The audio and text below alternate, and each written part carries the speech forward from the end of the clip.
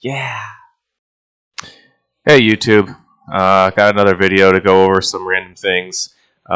First off, as you can see, I have my screen shared for the SCP project that I'm doing my do-it-yourself xaminer. And last time I talked about it, I had originally said the incentive structure was just really hard to get rewarded with because it depends currently on how much space is being used, not how much space you provide, which is fair, obviously. But the problem is that not too much space is used very quickly. And I've been up, I guess, since February 19th or so, and it took me a very long time to get any actual hard drive space used. It just crawled so slowly, and I think that maybe has something to do with just how much uptime. I've always had 100% uptime. It's just a rig that I keep up for mining. I mine with the GPU of it anyway, so I figured I might as well also provide the hard drive space. But I've always managed to get really good uptime, so I have full incentives. And I think just one of the things to look, I guess, attractive as a storage provider is just, to keep that uptime going and to have a long established history of it. And, when you first come online, you've been up for a week. Maybe you don't look too attractive to be used because I just had data like trickling in so slowly.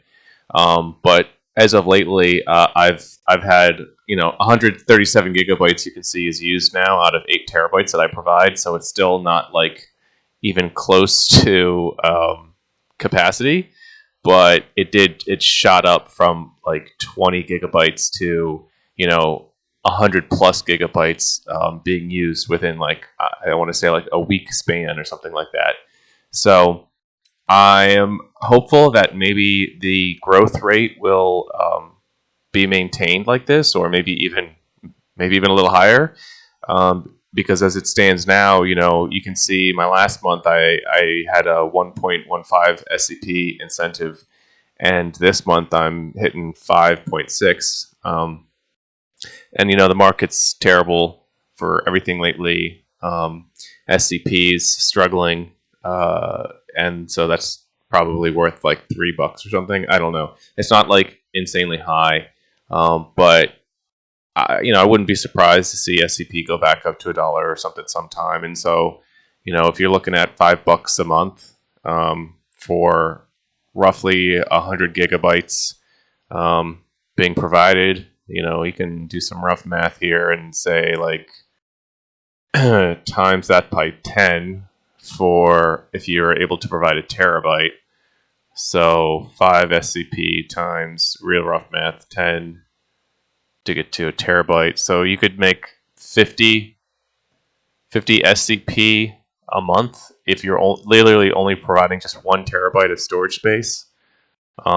Which, hey, it's equipment I had laying around anyways. The only thing I really bought was a hard drive, and I'm just experimenting with some of these do-it-yourself mining projects that are not too difficult to get involved in. This did take some doing for me because I'm not like super technologically capable.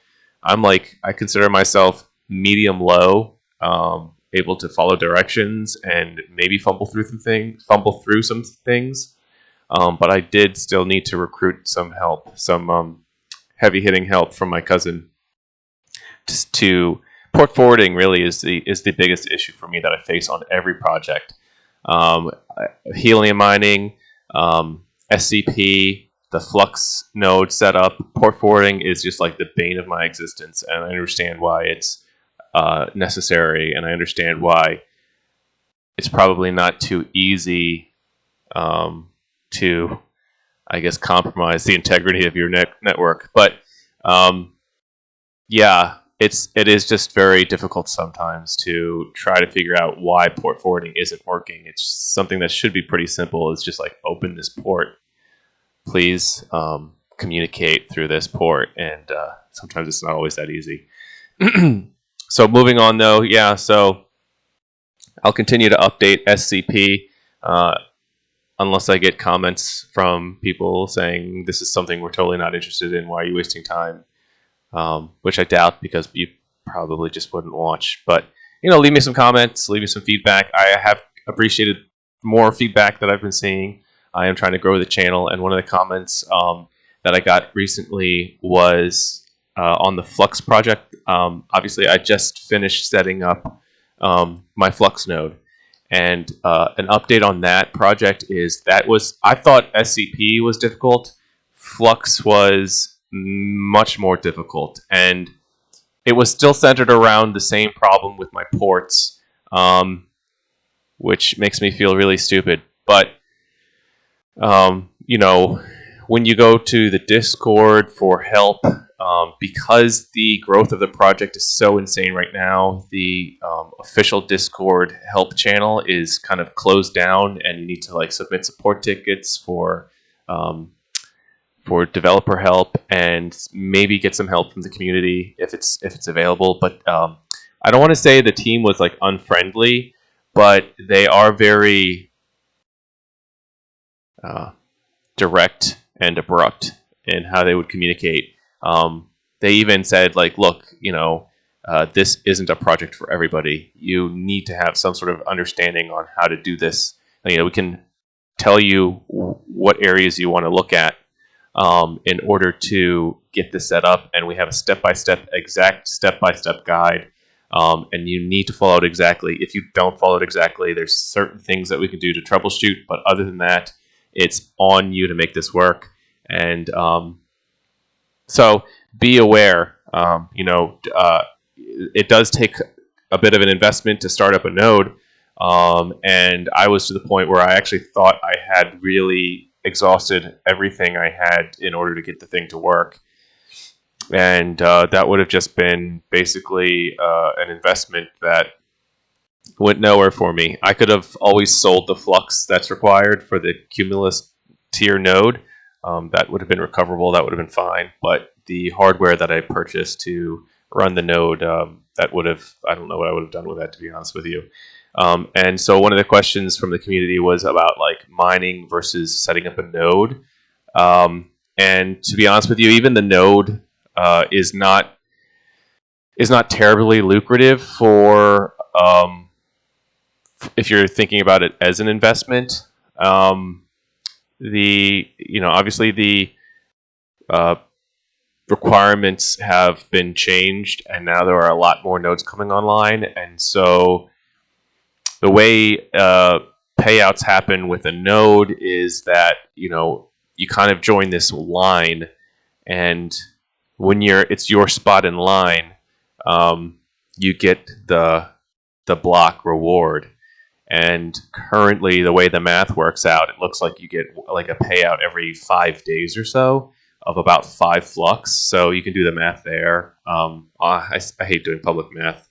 So So you can do the math there. It's not insanely lucrative. The one thing that operating a node will provide that mining doesn't is the parallel rewards, which I could definitely make it a little bit better. I set up the node myself because all of my GPUs that are mining are still mining ETH, and I think I'm just going to run that train until it ends. I do like Flux. I think there's probably actually more opportunity in Flux than ETH currently, but I just don't feel like transitioning my GPUs over, and I don't feel like buying new GPUs, even though if you're thinking about what a cost to reward might be for a project like this, GPU prices are coming down, and they might continue to come down, to be honest with you.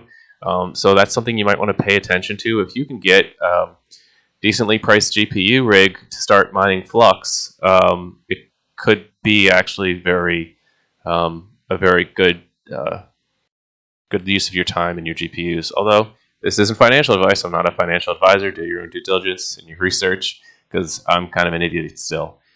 So, if I had it to do over, I had to buy the equipment from square one, and I didn't have the things that I had. I would probably lean towards the setting up a mining rig for Flux, especially since it's easier on the technical side as well to do the mining. I feel like, at least. And probably a lot less of a headache. For me, the node was obviously viewed as like a long-term thing. I just kind of wanted to get into. I wanted to fiddle around with a project. Sometimes it's just like seeing these projects that I know are going to be, or like I feel are very solid long-term projects, and I don't mind being invested for a very long time. And I felt that way with Flux. So obviously, I wanted the node, and when ETH goes through the merge, I intend to switch over all of my GPUs to Flux anyway. So I will be doing both mining and running a node. Maybe even someday I'll run a higher tier node, but it does get pretty steep pretty quick because it goes from 1,000 Flux requirement at the lowest tier to I think 12,000 or so, maybe 12,500 Flux.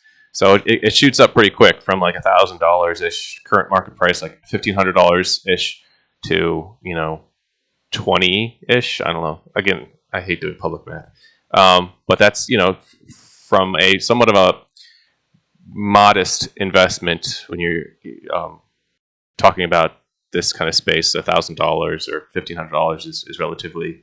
It's a lot of money for some people, but for like investments and this kind of area, that's pretty modest.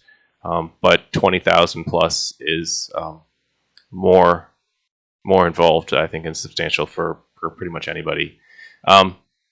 So yeah, my final thoughts. I will keep you updated on the project as well. My node, it's been running for a day or two now. I still haven't got a payout because, like I said, the payout structure is probably about every 5 days, and so I'll keep you guys updated with that as well. Also, continuing on with some random updates, the Loaded Lions announcement is still pending. I don't know when Crypto.com is planning on making the announcement. I felt like it would probably have been sooner than later. They do like to tease people. I have no idea what their timetable is, what might be coming up that they would release the announcement. Gosh, I hope it is before April 1st because that could be funny. But with that being said, I'll try to make some more videos, do some more updates, or be more regular, more frequent. I am just inching closer and closer to the 100 subscribers, so like and subscribe to the channel. I will give away 100 Crow once I get to 100 subscribers. I'll make a video with details in it that you'll have to watch for. So please like and subscribe and take it easy. Thanks. Oh? Tell me, are you excited? What are you excited for?